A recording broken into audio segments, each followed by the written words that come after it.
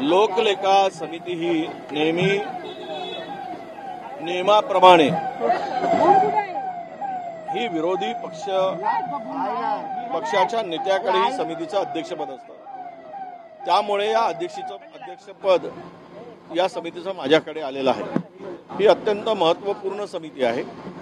महाराष्ट्रामध्ये जे काही शासनाचे कामकाज चालतो, शासनाचे धोरण राबवलं जातं, शासनाच्या योजना राबवल्या जातात, त्या पारदर्शीपणे झाल्या पाहिजेत.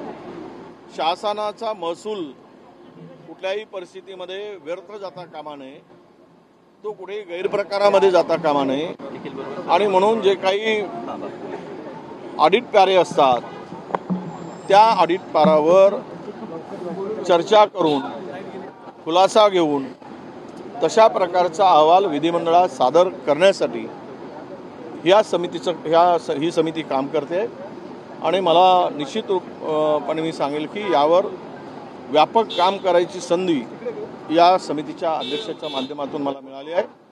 महाराष्ट्रामध्ये नियमबाह्य जी काही कामं झाली असतील, केल्या गेली असतील, त्यामध्ये ऑडिटच्या पॅरामध्ये त्याचा उल्लेख झाला असेल तर त्याचं निरसन करणं किंवा त्यामध्ये झालेल्या चुका कशामुळे झाल्यात, कोणामुळे झाल्यात, कोण जबाबदार, ही सर्व माहिती घेऊन सभागृहापुढे जाणं हा काम आम्ही निश्चितपणे प्रामाणिकपणे पार पाडू. तर आज अमित ठाकरेंनी पंतप्रधान पत्र लिहिलं आहे की युद्ध जिंकणं असताना अशा प्रकारच्या यात्रा काढणं हे दुःखदायक आहे. नाही, हे नक्कीच मी त्यांच्या मताशी सहमत आहे. एक गोष्ट लक्षात घेतली पाहिजे की युद्धबंदी म्हणजे विजय नव्हे. हा महाराष्ट्र देशामध्ये जगामध्ये हे पहिली सत्ताधाऱ्यांचा हा प्रयोग दिसतोय की युद्ध झालंच नाही. युद्ध झालं म्हणजे युद्ध झालं असेल पण तो त्याला युद्धबंदी म्हणे. युद्ध झाला आणि युद्धबंदी झाली. मग युद्धबंदीनंतर ह्या तिरंगा यात्रा काढून काय मेसेज द्यायचा, हे जे अमित ठाकरेंनी विचारलेलं आहे त्या प्रश्नाचं उत्तर मला वाटतं सरकारने द्यावं.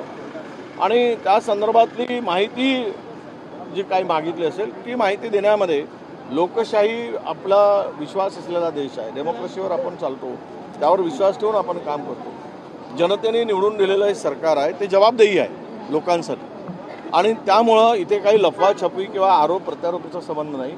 पण हे विचारत असताना केवळ या देशातील शूर वीर पराक्रमी सैनिकांचा मागे लपून आपला हेतू साध्य सत्ताधाऱ्यांनी करू नये. काल मुंबई दौऱ्यावरती होते. सरन्यायाधीशांची भूमिका काल जे मांडलं गेलं खरं म्हणजे हे लोकशाहीचा तिसरा स्तंभ म्हणून आपण न्यायव्यवस्थेकडे बघतो. त्याचे सर्वोच्च स्थानी गवई साहेब आहेत आणि गवई साहेब असल्यामुळे त्यांना तो प्रोटोकॉल ध्येय आहे.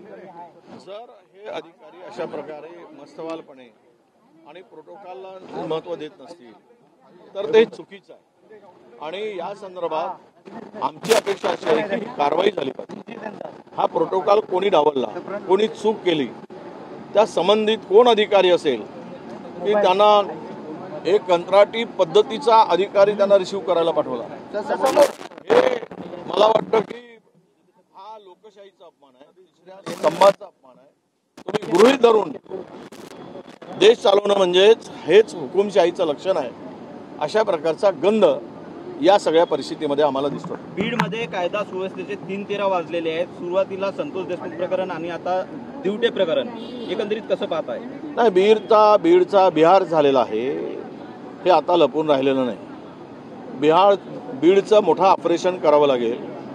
तुम्ही या सगळ्या गुन्हेगार प्रवृत्तीच्या लोकांना ठेचून काढावं लागेल, त्यांना निखंदून काढावं लागेल आणि एकदा कायमचा बंदोबस्त करावा लागेल तरच बीड सुधरेल. मी एक अत्यंत धक्कादायक माहिती तुम्हाला सांगतो. 15 दिवसापूर्वी की 8 दिवसापूर्वी आपल्या जॉईन झालेल्या कलेक्टरनी सुद्धा मुख्यमंत्र्यांना पत्र लिहून माझी बदली बीडमधून बाहेर करा अशी माहिती आमच्याकडे आहे. म्हणजेच बीड सुरक्षित आहे का? प्रशासकीय दृष्ट्या सर्वोच्च अधिकाऱ्यांना सुद्धा सुरक्षितता वाटत नसेल तर बीड कुठल्या स्तरावर गेलेला आहे, बीडची काय अधोगती आहे, बीडची कायदा सुव्यवस्थेची किती धिंडवडे निघाले आहेत हे यावरून दिसते आहे.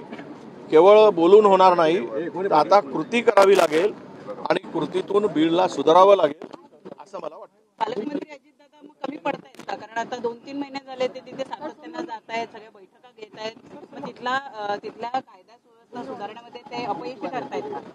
नाही, आता ह्या झालेल्या घटनावरून एका पालकमंत्र्याला अजितदादांनी दिलं म्हणून दोष देण्याचा अर्थ नाही, तर याला दोषी सरकारच आहे. सरकारच्या सर्व यंत्रणा आहे, ज्या ज्या योजना ज्या ज्या गोष्टी त्या ठिकाणी राबवल्या जातात, कायदा सुव्यवस्थेचं कामही पोलीस विभागाचं आहे, होम डिपार्टमेंटचं आहे.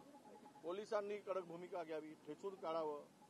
मुख्यमंत्र्यांनी सांगितलं आहे की आम्ही ठेचून काढू, तर मग आता रोखलं कोण आहे, थांबवलं कोण आहे? त्यामुळं कोणी पालकमंत्री झाला की त्याच्या माती मारून याला अर्थ नाही. तर ही जबाबदारी मला वाटते सामूहिक जबाबदारी आहे सरकार म्हणून, आणि बीडला दुरुस्त करण्याची आता ही संधी आहे. ही जी प्रवृत्ती आहे, छोटा कराड मोठा कराड, त्याचा फोन जातो अजूनही तो जलात आहे. अरे वाट लावली या बीडची, आता तरी सुधारायची संधी, सुधारणं या बीडला दुरुस्त करण्याची संधी आहे, ते महायुती सरकारने करावं.